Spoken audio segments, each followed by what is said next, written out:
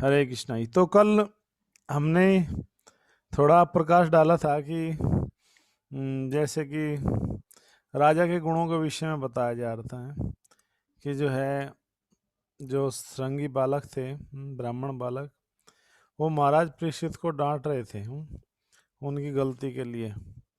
क्या कह रहे थे कि तुम कैसे राजा हो, हैं?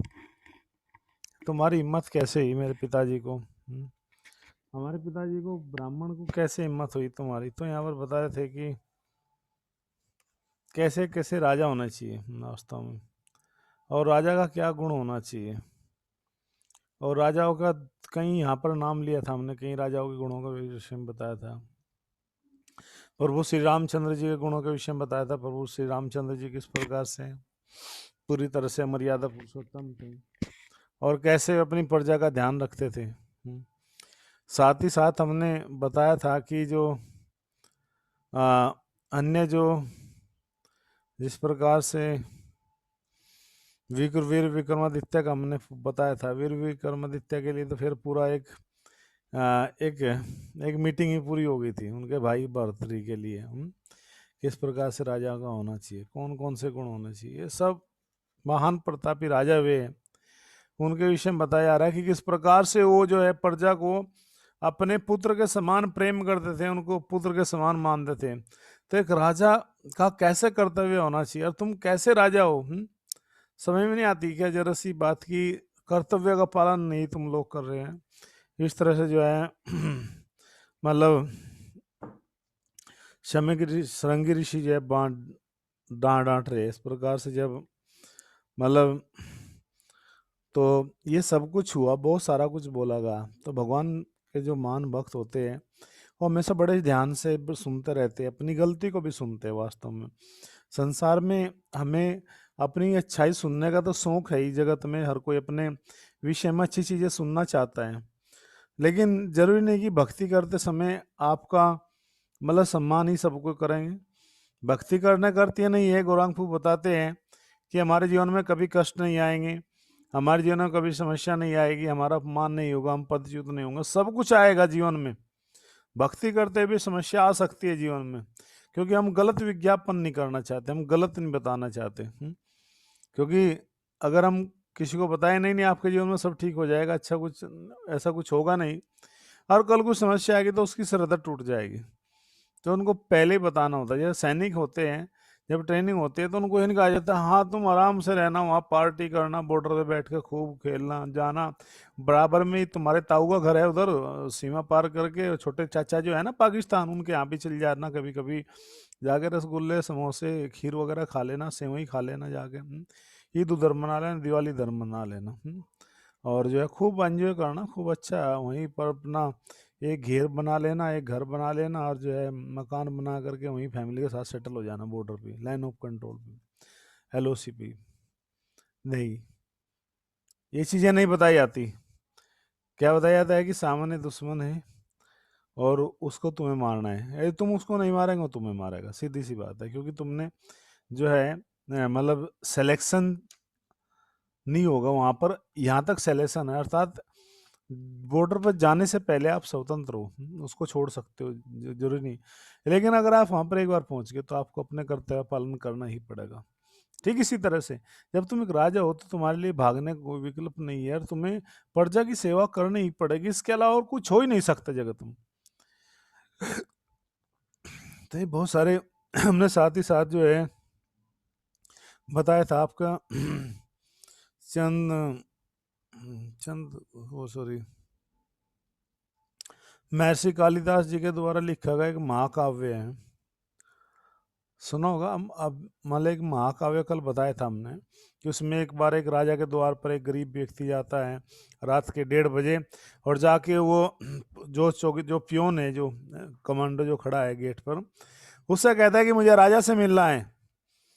तो वो कहता है कि राजा से मिलना, कि हाँ, कि ये घंटा देखो टंगा हुआ, हर राजा एक अपने दरबार में मतलब गेट पे घंटा होता था, वो घंटे की रस्सी खींचते थे तो घंटा जाए जाकर कहाँ पर था, यानी ऐसा था जैसे आजकल अलार्म लगा दिया गेट पर। आजकल तो अलार्म लगाते बजता भी नहीं हो, लेकिन वो घंटा जरूर बजता था। तो वो घंटा का रस्सा खींचो जोर से, और जैसे ही रस्सा खींचेगा वो घंटा बजेगा टन दे करके। वो महाराज के राजा के बेडरूम में ही है। आजकल तो लोग लिख देते गेट के आगे डोंट डिस्टर्ब, कुत्तों से सावधान। पहले कहते थे कि भाई मतलब अतिथि देवो भव, आजकल सब ऐसा ऐसा लगता है कि जैसे कि उस घर में शायद कुत्ते ही रहते होंगे। मतलब ऐसी शैली बदलती जा रही कली के प्रभाव से। इस घंटे को बजाओ और बजाओ उसको, और राजा तुम्हारी बात सुनेगा आकर के महल से आएगा। बोला रात के 1:30 बजे राजा आएगा मेरे लिए? बोला क्यों नहीं आएगा? क्योंकि वो जो है असली गार्जियन है, असली पिता है। जो असली पिता होते हैं अपने बच्चे को वे दुखी कैसे देख सकते हैं? क्योंकि एक राजा के लिए, जो सही सत्यवादी जो राजा होता है, उसके लिए जो उसकी प्रजा होती है वो एक पुत्र के समान होती है, पुत्र के समान उनसे प्रेम करता है। तो ये जैसे धीरे धीरे सब ये चीजें आने लगी, ये सब चीजें जानी। घंटा बजा, राजा ने आया, राजा ने पूछा समस्या क्या है, समस्या बताई। कहा कि ठीक है कल सुबह तुम्हारा समाधान हो जाएगा। तो ये राजधर्म है। इसी तरह से महाराज परीक्षित ने भी किया। महाराज परीक्षित ने जब ये जान लिया कि देखो अब मेरे जीवन में ज़्यादा समय नहीं बचा है, अब श्राप तो मुझे मिल ही गया है, उन्होंने कुछ भी प्रयास नहीं किया। अपने जो है पुत्र जनमेजय जी को क्या किया, राजपाट उनको राज तिलक किया, और राज तिलक करके जो है वे अपने आप को डर नहीं रहे थे, रो नहीं रहे थे, घबरा भी नहीं रहे थे, परेशान भी नहीं थे, बल्कि प्रसन्न थे। क्यों प्रसन्न थे? कि देखो लोगों को तो पता नहीं होता उनके जीवन में क्या होने वाला है, लेकिन मैं कितना सौभाग्यशाली हूँ कि मुझे अब ये पता लग गया है जीते जी रहते हैं कि 7 दिन बाद मेरे जीवन में क्या होने वाला, अर्थात मुझे क्या करना चाहिए, मेरा क्या कर्तव्य है। इन सब बातों को जान करके जो है राजा ने जो है तुरंत अपना महल छोड़ दिया, और महल छोड़ करके जो है वो इस प्रकार से जो है विचरण करने लगे हैं, सत्य खोजें भटकने लगे कि मुझे सही ज्ञान कहाँ मिलेगा, कि जिसके लिए मानव जीवन मिला है ये क्यों मिला है। तो इस प्रकार से अन्य ऋषियों और जो अन्य मुनियों के वंशज जो अलग अलग राजा जो थे वो सब के सब वहाँ पर भटकते भटकते घूमते घूमते कहाँ पर आ गए, शुक्रताल में आ गए। तो वहाँ पर बहुत सारे ऋषि मुनि इकट्ठे थे, सब लोग आए थे। तो राजा ने उन सबको शीश झुका करके प्रणाम किया और अच्छी तरह से उनका जो है स्वागत किया। जब सारे ऋषियों तथा लोगों ने सुखपूर्वक जो है आसन जो है ग्रहण कर लिया, तो उन सबके समक्ष खड़े होकर के राजा ने जो है आमरण जो है व्रत करने का अपना संकल्प बताया कि मेरा ये समस्या है। तो कहते हैं कि जब भाग्यशाली राजा ने जो है कहा कि निस्संदेह मैं समस्त राजाओं में अत्यंत धन्य हूँ, जो ऐसे महान आप जैसे महापुरुषों का जो है अनुग्रह प्राप्त करने के लिए जो है के लिए जो व्यस्त हैं, इस प्रकार से दो मतलब कहा कि वास्तव में आप जो है सर्वोपरि है, मुझे बताइए। और वहाँ पर थोड़ा गुणगान करता है परीक्षित महाराज। आदि तपा करते हैं जगत के नियंता भगवान ने ब्राह्मण के श्राप के रूप में मुझ पर अत्यंत कृपा की है। बताइए कितने महान राजा हैं, कह रहे कि मेरे जीवन में जो श्राप आया है भगवान ने कृपा की है। बताइए ब्राह्मण के द्वारा भगवान ने मेरे ऊपर कृपा भेजी है कोई जगह में ऐसा? कोई आज के जमाने में जो कोई ये कहते कि मुझे कृपा मिली है, मुझे पुलिस ने 2 लठ मारे मुझे कृपा मिल गई। आंदोलन खड़े करेंगे, ये करेंगे, हम वो करेंगे, ऐसे नहीं कर दिया। हमारे जीवन में क्यों आ गए कष्ट, भगवान ने ऐसा क्यों कर दिया हमारे साथ में? तो बहुत गलत बात है। फिर फायदा क्या हुआ माला जप करने का? हमने कथा भी सुनी पूरी, जूम क्लास पे सब कुछ सुनना, लेकिन फिर भी हमारे जीवन में आया, ये तो गलत बात है। इसका मतलब भगवान हमसे दुश्मनी करते हैं। हाँ, जैसे कि भगवान कोई तुमसे ही दुश्मनी हो, तुमने भगवान की बहुत सारी जमीन दावा रखी, मतलब वैसी मेंटलिटी हम लोग बना लेते हैं भगवान के विषय में, भक्तों के विषय में। जब इस प्रकार की हमारी धारणा गलत होती है, तो इस प्रकार से यहाँ पर कह रहे कि आध्यात्मिक तथा भौतिक जगत का जो नियंता है भगवान ने क्या करा, ब्राह्मण श्राप के रूप में मेरे ऊपर कृपा की, और गृहस्थ जीवन के हैं अत्यधिक आसक्त होने के कारण मुझे बचाने के लिए भगवान ने जो है मेरे समक्ष इस प्रकार प्रकट हुए हैं, और वे मैं भयवश अपने आप को संसार से अब विरक्त करना चाहता हूँ। मुझे मुझे इस संसार से विरक्त होना है, और ये भगवान ने एक मुझे अवसर दिया है बहुत अच्छा। तो ये जैसी बात सुनी कि इन्होंने सभी मतलब ऋषियों ने सुनी, सभी ऋषि मुनि सुन करके दंग रह गए कि कितना अच्छा भाव है, देखो एक राजा का है, मतलब मृत्यु जो है मिली है श्राप के रूप में, लेकिन फिर भी भगवान के प्रति कितना अच्छा भाव है, कितना सुंदर भाव है।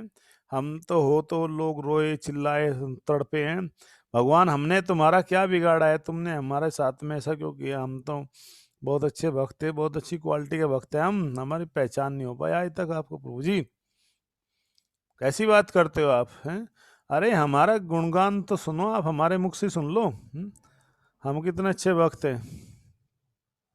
तो इस प्रकार से कह रहे हैं कि आप मुझे जो है पूर्ण शरणागत हुआ, मुझे इस रूप में आप जो है स्वीकार कीजिए, और भगवान की प्रतिनिधि जो गंगा माँ है मुझे इसी रूप में स्वीकार करें। गंगा माँ क्यों है, क्योंकि वे पहुंच गए सुकुरताल। सुकुरताल बताया था ना, हरिद्वार के रास्ते पड़ता है, मुजफ्फरनगर जिले में ही है, पहले हमारा होम डिस्ट्रिक्ट होता था कभी, ठीक है ना, अब नहीं रहा। तो वहीं पर ही जो है पहुंच गए हैं, क्योंकि वहाँ बहुत सारे ऋषि मुनि सब बैठे थे, उनके पीछे पहुंच गए जानने के लिए कि मेरे लिए सर्वोपरि मार्ग क्या है। जिस किसी को है कह रहे कि अब चाहे मेरे जीवन में जो है मैंने अब माँ गंगा की मैं शरण में आ गया हूँ, स्वीकार करें, और पहले से मैंने अपने हृदय में भगवान के चरण कमलों को जो है धारण कर लिया है। अब चाहे तक्षक नाग आए, ब्राह्मण द्वारा उत्पन्न कोई भी चमत्कारी वस्तु आकर के मुझे क्यों ना डस ले, मेरी एकमात्र इच्छा है कि ये सब भगवान विष्णु की लीलाओं का ही गुणगान करते रहे, बस मैं भगवान का नाम ही गुणगान करता रहूं, ये मेरी इच्छा है। और कह रहे मैं आप समस्त ब्राह्मणों को, जितने सब आप सब ब्राह्मण हैं, आप सबको पुनः नमस्कार के इसी प्रार्थना करता हूं कि यदि मैं इस भौतिक जगत में फिर से जन्म लूं, कितनी सुंदर बात कह रहे हैं। परीक्षित महाराज कह रहे हैं कि अब चाहे मेरे जीवन में, अब देखो श्राप तो लगेगा है, अब चाहे तक्षक सांप आए काटे कुछ भी करे मुझे कोई परवाह नहीं है, क्योंकि मैंने अपने मन को बुद्धि को भगवान श्री हरि के चरणों में लगा दिया है, और जब मैंने अपने चरणों अपने वाणी को भगवान के चरण में लगाई दिया है तो फिर मैं अब दुखी नहीं हूं, अब मैं परेशान नहीं हूं, चाहे तक्षक आए कुछ भी आए सब कुछ जो है। और कहते हैं कि इस भौतिक जगत में फिर से इच्छा है कि मैं जन्म लूं, तो अनंत भगवान कृष्ण के प्रति मेरी पूर्ण आसक्ति होनी चाहिए, ये मेरा भाव होना चाहिए, उन भक्तों की संगति प्राप्त हो जिसमें समस्त जीवों के साथ मैत्री भाव रखते हैं। ऐसे संसार में जो है भक्तों के प्रति मैं जो हूँ क्या हूँ, मतलब मेरा मन जो है सैव मनः कृष्ण पाद रविंद्यो, मेरा मन जो है वे वैकुंठ वेंचांसी वर्णम इति, तो यानी कि मेरा जो मन है भगवान गोविंद के चरणों में लग जाए, और मेरी वाणी उन्हीं गोविंद का क्या करे, कीर्तन करे, उन्हीं का जो है गुणों का वर्णन करूं, मैं उनके गुणों का बखान करूं, उन गुणों को बताऊं भगवान श्री हरि के, मतलब कितना सुंदर भाव है लोगों के। मतलब महाराज परीक्षित के हृदय में कहीं भी हमें किसी भी एंगल से ये नहीं लग रहा है कि उनको कोई श्राप मिला है या वे दुखी है या उनके जीवन में कोई कष्ट आया है। शिकायत तो छोड़ दो, कंप्लेंट तो करना छोड़ दो कि वे शिकायत की है उन्होंने, शिकायत तो उनके मन में ही नहीं है कहीं भी, बल्कि और क्या करे, धन्यवाद दे रहे हैं सभी ऋषियों का, आचार्यों को, मुनियों का धन्यवाद दे रहे हैं कि आप सबका धन्यवाद हो, आप सबको की विशेष कृपा है मेरे ऊपर, जो मैं आज यहाँ तक आ पाया हूँ, या मैं समझ पा रहा हूँ, या मैं बोल पा रहा हूँ, आप सब मेरे ऊपर कृपा बनाए रखो। तो कितने महान है महाराज परीक्षित हैं। इस संसार में तो लोग जो है आसक्ति इतनी भयानक है कि लोगों को जो है रिटायरमेंट नहीं लेना चाहते, लोग भौतिक जगह से रिटायरमेंट लेना चाहते हैं, कहते हैं कि नहीं नहीं 60 की चाहे 70 साल की कर दो मर, बस कम नहीं होनी चाहिए। अभी थोड़ा सुना है घटा रहा है 55 की है, तो लोग उसमें चिल्ला रहे हैं भैया 50 के बाद में ये व्यक्ति को सब कुछ छोड़ देना चाहिए, तुम्हारी 55 और 60 के बाद में भी आसक्ति इतनी बनी हुई है, कैसे होगा। जो राजा और राजा का हम जो अभिनय करते हैं, तो राजाओं का तो ये कर्तव्य है कि 50 साल के बाद वे छोड़ देते थे सब कुछ और जाकर जंगलों में भजन करने लगते थे। वे कहते थे कि नहीं अब बस हमने इतना सेवा कर लिया, उससे आगे हम नहीं करेंगे, और नेक्स्ट जनरेशन को मौका देना चाहिए, यानी कि युवा पीढ़ी को, नए लोगों को अवसर देना चाहिए था। तो राजकुमारों को इसलिए बनाया जाता था। बताइए, यहाँ लोग जो है मरने के दम तक भी, ज्यादा तो हम नहीं कह सकते, लेकिन भारत में 70 जो है साल, 70 क्या 75 मान लीजिए, अगले साल 75 साल हो जाएंगे। 75 साल हो गए देश को आजाद हुए हैं। आई थिंक 70 अब की बार कौन सा 15 अगस्त पे कौन सा जो है स्वतंत्रता दिवस मनाया गया है, जो 15 अगस्त का है, कौन बताएगा? 70 का 74 मनाया गया, 70 मनाया गया, 72 है या 71 है, कौन सा है था बताइए, आपके लिए क्वेश्चन मार्क है। तो लोग जो है इतने वर्ष बीतने के पश्चात भी किसी भी व्यक्ति के हृदय में कोई वो नहीं उत्पन्न हुई, वैराग्य नहीं उत्पन्न हुआ। इतने लोग आसक्त होते, इतने अटैच हो जाते, जिनको हम नेता मानते हैं, अपने जो है हीरो मानते हैं, उनकी कहानी सुन लीजिए आप, कितने भी आसक्त है, कितनी उनकी आसक्ति खराब है। यानी कि हाथ पैर चलना बंद कर दिया, चश्मे लग गया, कुछ भी कर लिया। माता जी कन्फर्म करो, आई थिंक 74 था शायद। 1997 में ना 50वां मनाया गया था, अब आप खुद जोड़ लो। जो 1997 जो था 1997 का वर्ष, वो 50वां वर्ष गांठ मनाई गई थी, 50, उससे आगे और जोड़ लो आप।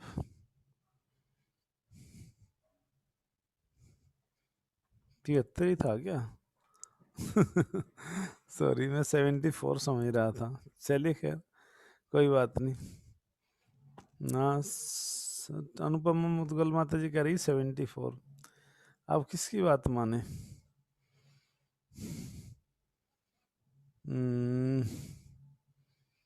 अब आप एक काम कीजिए, आप 97 में 50 हो गया था, उससे आगे गिन के बताइए अब तक का। किरण सिंह माता जी कह रही है हरे कृष्णा, थैंक यू माता जी। हाँ, तो यानी कि समथिंग जो है 73 74, चलो कोई बात नहीं, कोई विषय नहीं है, छोड़ो। यानी कि समथिंग 75 ही हो जाएगा अब, जो एक साल बाद 74 हो जाएगा, 75। इतने सालों में भी किसी भी व्यक्ति ने, किसी भी जो राजा बनते हैं, हम प्रजा का ध्यान रखते हैं, ये करते हैं, किसी एक व्यक्ति के हृदय में वैराग्य हुआ हो, उन्होंने 50 वर्ष सही आते ही संसद में हाथ जोड़ के कहा हो कि अब मेरा समय हो चुका है, अब मैं जो हूँ विरक्त हो रहा हूँ इन सब कार्यों से, और जो है, थैंक यू माता जी, 74 कन्फर्म्ड है, थैंक यू। हाँ 74 ही मुझे लग रहा था, बिल्कुल, क्योंकि नेक्स्ट जो होगा वो 75 होगा। एक भी व्यक्ति के हृदय में विरक्त नहीं आई पाई, एक भी व्यक्ति के हृदय में जो है ये उत्पन्न नहीं हो पाया वैराग्य संसार से छोड़ करके। ये मैंने ऐसी बात बताई आज तक दुनिया के इतिहास में कहीं नहीं मिलेगी आपको। और मेरे मन में भी अभी विचार आया था, थोड़ी समय पहले ही बात आया था, किसी बात को मैं थोड़ा से एक चीज देख रहा था, मैं कोई न्यूज जैसा कुछ था, किसने भेजा था, तो उसमें मैं देख रहा था कि इतने कुछ हुए, इतने राष्ट्रपति, इतने प्रधानमंत्री हो गए, तो भैया लास्ट लक्ष्य तो नहीं प्राप्त कर पाए, फिर फायदा क्या हुआ? मरते दम तक सब कुछ खत्म हो जाए, आंखें देखना बंद कर दे, चला भी ना जाए, तब भी उनको गद्दे चाहिए, तब भी सीट चाहिए। तो ये सेवा नहीं है, भोग है। भोग यही तो होता है ना, आसक्ति, पद से बन जाना, संसार से बन जाना, पद से। यानी कि बोलते हैं कि मृत्यु छुड़ाए तो छुड़ाए, अपने से कैसे छुड़ाए? मृत्यु आकर के छुड़ा ले, मृत्यु हमें छीन, इस शरीर को से निकाल ले, आत्मा को मृत्यु छीन ले, छुड़ा दे सब कुछ तो छुड़ा दे, अपने बस की बात नहीं, अपन नहीं छोड़ सकते भैया, अपन तो चिपक कर रहे हैं कुर्सी से। कैरियर मान लिया है कि भैया एक बार जीत जाओ, एक बार पहुंच जाओ, पूरी जिंदगी की पेंशन भत्ते सब फ्री, बताइए फिर कहाँ से हो? तो भोग हो गया ना। जिस चीज को हम एंजॉय करना चाहते हैं अपने सुख सुविधा के लिए, मान प्रतिष्ठा भी है, धन भी है, पोजीशन भी है, सब कुछ है। अभी लास्ट ईयर में जो है एक ex prime minister, former prime minister की डेथ हुई थी 1 साल पहले ही। बड़े अच्छे मर्द भाषु व्यापारी थे, कवि थे, कौन बताएगा उनका नाम जो है? उनकी डेथ हुई थी। एक बहुत अच्छी बात बताऊंगा उनके बारे में, जब आप बताऊंगा तो, मतलब एक शिक्षा बताऊंगा आपको शास्त्रों की, वहां से हर चीज में से हम भागवतम की शिक्षा ले सकते हैं, हर चीज में से। दुनिया की कोई ऐसी वस्तु नहीं, ऐसी घटना जहां पर भागवतम की शिक्षा न हो, भक्ति की शिक्षा न हो, आपसे मैं बताऊं। इसलिए हर पहलू में बात करो, लेकिन उसका सार समझो, सार क्या है। अब समस्या क्या होती है कि हम पहलू बात जरूर करते हैं, लेकिन हम उसी पहलू में फंस के रह जाते हैं, समस्या यहाँ है। तो हमें इतना परिपक्व होना चाहिए, उसका सार ग्रहण कर लो, उसमें सच्चाई क्या थी। बताया था ना लास्ट ईयर में, एक प्रधानमंत्री जो है कवि भी थे, पाकिस्तान भी गए थे, अरे सब कुछ तो बता दिया आपको, बस लेकर गए थे समझौते के लिए। बड़े अच्छे थे, बहुत व्यवहारिक थे। Yes, thank you Mahipal Saini ji, बिल्कुल सही कहा। और कोई बताइए, महिपाल जी ने बताया है, सही उत्तर है। और किसी के मन में नहीं आया, चलिए खैर कोई बात नहीं। तो वो, यस बिल्कुल सही कहा महिपाल जी आपने। तो वे जीवन के अंतिम समय में, हालांकि उन्होंने शादी नहीं की थी, और बता दिया जाता, उन्होंने शादी नहीं की थी, वे अनमैरिड थे। तो मतलब जीवन के अंतिम समय में भी इतनी सुविधा होते, गाड़ी, नौकर चाकर, बंगले, सब सुविधा होती है। एक बार जो प्रधानमंत्री भी बन जाए उसके पास तो सब होती है, सिक्योरिटी वगैरह मिलती, Z+ सिक्योरिटी, सब कुछ मिलता है। अंतिम समय में भी उनके लिए भी सब कुछ होते हुए भी कोई भी संबंधी तो पास में नहीं आया था, तो भूल जाओ। उनकी जो बैग थी ना, कमर थी, वो उस बेड से लग गई थी, नहीं समझे आप, उसमें घाव हो गया था लेटे लेटे। घाव कब होता है, जब सही समय पे स्नान नहीं करते हम, कपड़े नहीं बदलते, तो गल जाते हैं वहां से। तो उनकी कमर भी गल गई थी लास्ट टाइम में, जब बिल्कुल काला हो गया था उनका चेहरा। तो यहाँ से क्या शिक्षा मिलती है कि हम भले दुनिया के किसने भी ऊंचे पद पर रह ले, लेकिन जब मृत्यु आएगी तो आपको कोई नहीं बचा सकता। तो इसलिए समय रहते व्यक्ति को अपने आप को, जो सही जीवन का जो उद्देश्य है, जिसके लिए वो जीवन मिला है, भगवत भक्ति के लिए जो जीवन मिला है, उस भगवत भक्ति के कार्य में अपने आप को पूरी तरह से लगा लेना चाहिए। नहीं तो समय का कुछ भी पता नहीं है, समय कब आपके हाथ से निकल जाए, फिर सिवाय रोने के, फिर सिवाय पछताने के कुछ भी नहीं रहेगा आपके जीवन में। दौड़ा जाए रे समय का घोड़ा है, कि जो है ये जो है काल फिरता है, रूप बनाए बनाए किसी ने, इसने किसी को ना छोड़ा रे, दौड़ा जाए समय का घोड़ा रे। ये जो काल है, अलग अलग रूपों में भटक में जीवों को भ्रमित करता रहता है, अलग अलग वस्तु दिखा दिखा करके। इस जगत में हमारे हृदय में ये भावना बनी रहती है कि शायद इस वस्तु से, इस व्यक्ति से मिलकर मुझे सेवा, मुझे प्रसन्नता मिलेगी, इस व्यक्ति से मुझे लाभ मिल सकता है। ये करते करते करते हम सब कुछ बदल देते, हजारों लोगों से, लाखों से मिलते हैं, सब कुछ आता है, लेकिन जीवन में शांति नहीं आ पाती। क्यों? क्योंकि हमने सही समय पर वो कार्य नहीं किया है जो वो सही समय पर हमें करना चाहिए था, तभी तो उसका फल मिलेगा ना। जैसे होता है ना कि सही समय पर आप इंश्योरेंस कराओगे, उसका प्रीमियम भरोगे, तो प्रीमियम में उसका जो है अच्छा आपको मिलेगा, उसका कवर मिलेगा। अगर सही समय पर नहीं करोगे, प्रीमियम नहीं भरोगे प्रॉपर, तो उसका लाभ कैसे मिलेगा आपको? यही ठीक लागू होती है हमारे जीवन के ऊपर, कि हमारा वक्त जो जीवन है उसको यदि हमने भगवत भक्ति में एंगेज नहीं किया, भगवत भक्ति में नहीं उसको प्रॉपर सही विधि से लगाया, तो उसका लाभ हमें कुछ भी मिलने वाला नहीं है, वो सब कुछ चला जाएगा। तो यहाँ पे ये घटना मिलती है कि उनके पास एक प्रधानमंत्री थे, सब कुछ था उनके पास में, लेकिन लास्ट मोमेंट में उनके पास में कोई उनकी सेवा करने वाला भी नहीं था। क्या उनके पास क्या कमी नहीं थी? सब कुछ था। तो ये ऐसी दुनिया है, इस दुनिया में केवल आपकी बुराई ही देखी जाएगी, कोई अच्छा ही नहीं देख पाएगा आपको।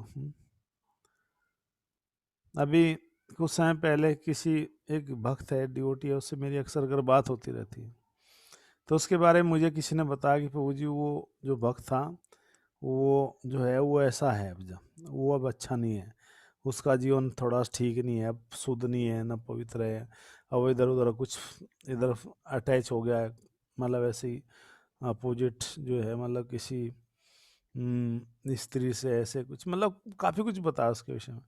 मैं लास्ट में कहा कि आपने जो ये सारी बातें कही है, इससे आपको क्या लाभ हुआ? तो वो सुनकर के बड़ा आश्चर्य में पड़ गया कि मतलब उसको उम्मीद नहीं थी मैं उससे ऐसा क्वेश्चन करूं। आपने इतनी सब बातें मुझे बताई, तो उससे क्या लाभ हुआ? अब क्योंकि एक बार क्या हुआ कि चाणक्य पंडित जी जो थे ना, उनके पास में एक व्यक्ति आया, बड़े काम की बात याद आई। तो उनके पास में आके उसने किसी व्यक्ति की बुराई की कि वो व्यक्ति ऐसा है, ये है, वो है। चाणक्य पंडित जी बड़े बुद्धिमान थे। चाणक्य जी ने कहा एक काम करो, मैं आपकी बात को फिल्टर लगाता हूँ, छलनी लगानी पड़ेगी मुझे। फिल्टर होता है छलनी छानना, उसमें जो जो बारीक होता है वो नीचे निकल जाता है, जो मोटा होता है, जो बेकार होता है वो साफ हो जाता, अलग ऊपर आ जाता है, अर्थात साफ हो जाता है। कहा कि मैं फिल्टर लगा के पहले पर्सन नहीं पूछता हूँ कि आप उसकी बुराई मुझे कर रहे हैं, आपको क्या लाभ होगा बुराई करने से। वो व्यक्ति चुप हो गया। कहा दूसरा फिल्टर मेरा होगा आपकी कहानी में कि मैं आपकी बात सुन रहा हूं तो जो है मुझे क्या लाभ होगा। तीसरा चाणक्य जी ने कहा कि भाई मैं आपकी बात सुन रहा हूं और आप उसकी बुराई कर रहे हो, क्या ये बात आपके पास में कोई प्रमाण है, जो आपने कही ये बात है प्रमाणिक है। तीनों बात गलत हो गई। चौथा कहा कि जो आप जिस द्वेष के कारण ऐसा कर रहे हो, जो आपका मन है, क्या वो मन आपका शुद्ध है ऐसा करते समय। ये चारों बातें ही उसकी क्या हुई, कट गई, खत्म हो गई। तो व्यक्ति हाथ जोड़कर माफी मांगने लगा कि मुझे गलती होगी, मैंने ऐसा उसके बारे में सोचा, आपको बताया, मैं ऐसा नहीं कहूँगा। तो वास्तव में हमने अगर अपना दिमाग सही रखना है, मन सही रखना है, तो ऐसे लोगों की संगति मत करो बिल्कुल भी, नहीं तो बर्बाद कर देंगे, आपके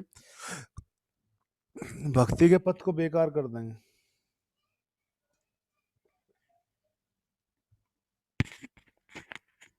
क्योंकि अगर आप इधर उधर की सारी बातें सुनोगे तो आपका जो मस्तिष्क है, मस्तिष्क में रहेगा वो प्रेशर कुकर हो जाएगा। क्या बन जाएगा, प्रेशर कुकर। हमने अपने मस्तिष्क को प्रेशर कुकर बना दिया है कि उस चूल्हे पर रखा है और बस उसमें आग जलाते जा रहे, जलाते जा रहे, क्या पक रहा है क्या नहीं, उसके अंदर क्या है, क्या पक रहा है कुछ नहीं पता, बस पकाते जा रहे, पकाते जा रहे। और अगर उसकी सही तरह से देखोगे नहीं उसको एक समय, तो वो फट भी सकता है प्रेशर कुकर। यही बात हमारे मस्तिष्क के ऊपर लागू होती है। मस्तिष्क में हमारे 1 लाख लेयर्स होती है, 1 लाख परतें होती है, और वो 1 लाख जो परतें होती है वो जो है परस्यू करती है किसी भी चीज को, वाइब्रेशन के जैसे ऐसे ऐसे पकड़ेगी, तुरंत परस्यू, तुरंत खींचेगी अपनी ओर, अर्थात यहाँ डालती रहती है। उसके साथ में क्या होता है फिर, जो है विकल्प, पहले संकल्प आया, कुछ भी बातें आई दिमाग में, फिर उसका कई बातें हो रहा है कि नहीं ये ऐसे भी हो सकती है, ये ऐसे भी हो सकती है, ये ऐसे भी हो सकती है। और आज सोचते सोचते हम लोग जो है मतलब क्या क्या सोचने लगते हैं किसी के बारे में। जैसे एक कहावत है कि भाई सोचने में क्या जाता है, सोच लो, सोचने में क्या, अरे सोचो तो सही चीज तो सोचो ना। सैवे मना कृष्ण पाद रविंद्र, अगर सोचना है तो भगवान के चरण कमलों के विषय में सोचो, भगवान का जो है नाम के विषय में सोचो, उनका नाम लो, भगवान को पुकारो। तो ये चीजें भी तो हम सोच सकते हैं, लेकिन नहीं, क्यों? क्योंकि हमने वो चीजें सीखी ही नहीं, दिमाग में वो चीजें लाए नहीं, अच्छे लोगों को संग ही नहीं किया। तो कभी भी प्लीज, हम तो ये कहते हैं सब भक्तों से हाथ जोड़ करके कि ऐसे लोगों से बहुत दूर रहिए जो आपको किसी की चुगली करके बताए, किसी की बातों को, जरूरी नहीं। देखो याद रखना सिद्धांत है, आज वो आपको दूसरे की बुराई करके बता रहा है, कल को हो सकता है आप उस बुराई को करोगे वो दूसरे को आगे आपकी भी कह सकता है। अगर दूसरे की बुराई आपसे कर रहा है तो आपकी भी तो दूसरे के आगे कर रहा है, ये सोचना चाहिए हमें। तो अक्सर कर हम भक्ति के जीवन में भी आकर के हम इन चीज़ों में फंसे रहते हैं, एक दूसरे को कमी निकालना, नीचे दिखाना, हम बड़े हैं, हम सुपीरियर है, जबकि बहुत गलत है, ऐसा नहीं होना चाहिए।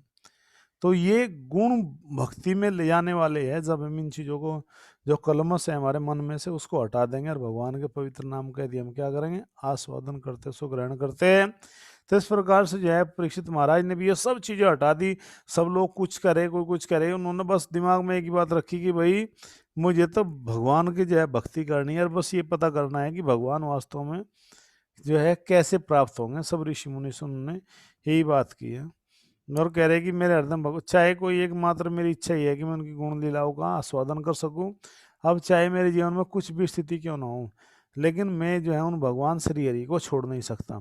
कह रहे कि मैं आप समस्त ब्राह्मणों को पुनः जो हूँ नमस्कार करके यही प्रार्थना करता हूँ कि यदि मैं इस भौतिक जगत में फिर से कभी जन्म लूँ है, कह रहे कि यदि मैं इस जगत में जन्म लेना पड़ गया ना मुझे, कौन कह रहे हैं, महाराज परीक्षित कह रहे ऋषि मुनि सुकृताल में, तो मैं इस भौतिक जगत से जन्म लूं और अनंत भगवान कृष्ण के प्रति जो मेरी पूर्ण जो है श्रद्धा या आसक्ति है, वो आसक्ति क्या हो जाए, भगवान में बढ़ जाए, और भगवान के भक्तों की संगति करने के लिए मेरे हृदय में जो है वो भाव और ज़्यादा गहराई से होता चल जाए भक्त के ऊपर का जो है। तो जब इस प्रकार से पूर्ण संयम से महाराज परीक्षित पूर्वाभिमुख जो है जड़ वाले कुशो जो जड़ और कैश थे भगवान के से बिखरे दक्षिण तट पर जो है, मतलब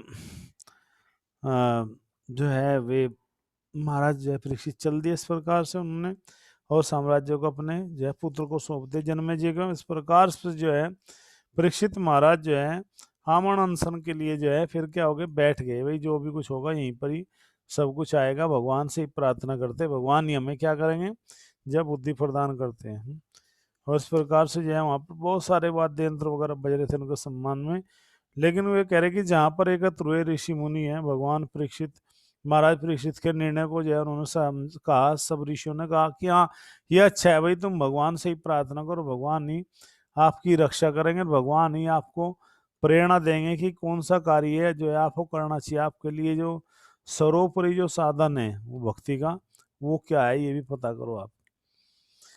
तो इस प्रकार से जो है वे मतलब अपने आसन पे जो है बैठ गए, और जो है हम सभी कह रहे कि सुध गोस्वामी जी कह रहे कि हम सभी तब तक प्रतीक्षा करेंगे जब तक भगवान के हैं परम भक्त जो है परीक्षित महाराज को जो है मतलब उस उच्च लोक को नहीं चले जाते हैं, और जो समस्त कल्याणकारी समस्त प्रकार के शोक को दूर करने वाले हैं, उन सर भगवान के जो हम क्या करेंगे, मतलब गुणगान गाना चाहिए।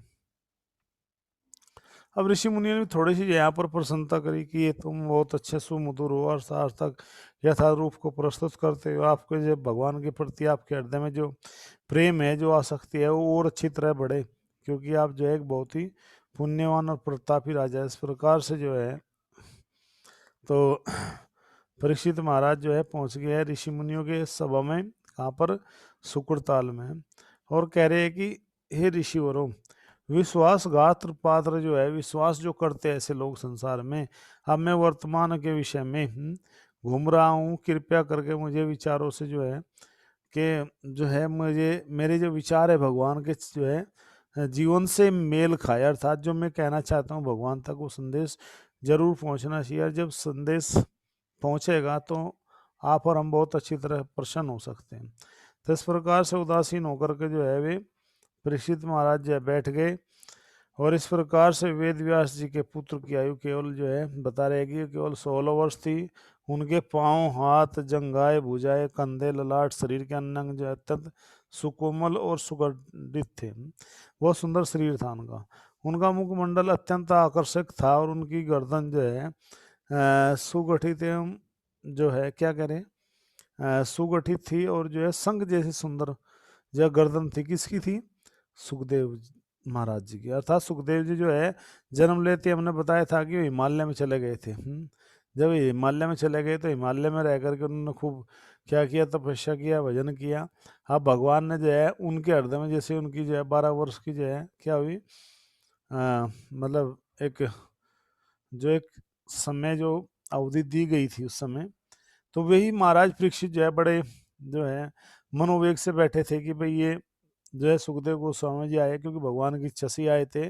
भगवान ने उनके हृदय में जो है जा करके प्रेरणा दी कि मेरा भक्त जो है परीक्षित तुम्हारी जो है सुकरताल में जो है क्या कर रहा है, प्रतीक्षा कर रहा है कि जाओ, उसको श्राप मिला, उसको जो है जन्म मृत्यु का जो चक्र है उससे बचाओ जा करके। अर्थात जो है सुखदेव गोस्वामी जी के मन में जैसी हलचल, हालांकि जो है सुखदेव गोस्वामी जी जैसे ही चले जो है बद्री का आश्रम से, वे सीधे कहाँ पहुंच गए, जो है आपके सुकरताल में। जैसे सुकरताल में जय परीक्षित महाराज जी पहुंचे तो सब संत महात्माओं ने जय खड़े होकर के उनका स्वागत किया, भो साधु, भो साधु, भो साधु, हे साधु आपको नमस्कार हो है।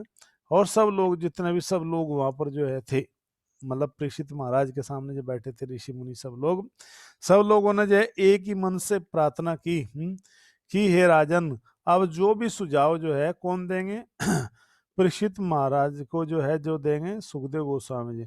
अब जो सुखदेव गोस्वामी जो सुझाव देंगे आपको, उसी कार्य को आपको जो सबसे पहले करना चाहिए।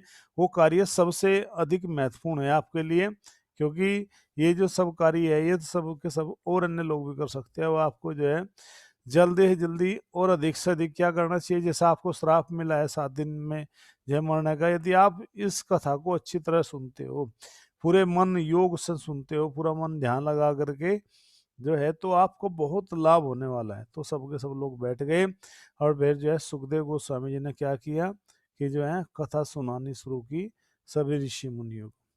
यहाँ पर हम थोड़ा 1 मिनट के लिए रुकेंगे क्योंकि हमारी मीटिंग पूरी हो रही है। फिर इसके 1 मिनट बाद ही हम क्या करेंगे, आपके बीच में उपस्थित हो जाएंगे फिर से। फिर जो है आप जुड़ सकते हो सब्सक्राइब करके, जो है हमारा जो यूट्यूब चैनल है उस पर भी आप इन चीज़ों को देख पाओगे। तो महाराज परीक्षित का ये भाव जो है जब देखा सुखदेव गोस्वामी जी ने, तो उनको दया आई कि देखो कितना विनम्र, कितना सहनशील और एक अच्छा राजा है, और इसके जीवन में इस तरह की ये घटना घटी। तो वे उन्होंने नाम पूछा, माना जैसे कि आजकल जो है सब कुछ पूछते हैं ना, नाम पूछा कौन हो कौन नहीं, तो सब कुछ जैसे ही जो आए उनका स्वागत किया।